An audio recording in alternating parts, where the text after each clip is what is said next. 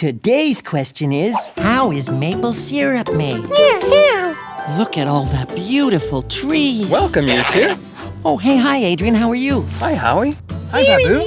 Is it true that syrup comes from trees? Well, sort of. The sap comes from the trees, and then we boil it to make the syrup.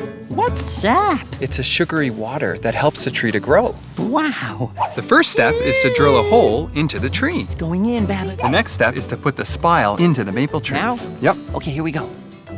Good job, Howie. And it's dripping. It's dripping, Adrian. The next step is to hang a bucket from the spile. There's a little hook on the spile. Just try to... And you can see the sap goes through the spile into the bucket, and we get... Maple syrup!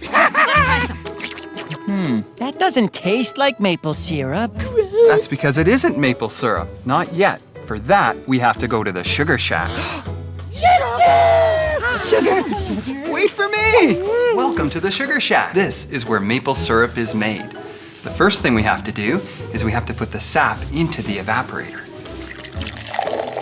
That hot evaporator is going to heat it up so the water leaves, and then we're going to be left with that delicious, sticky maple syrup.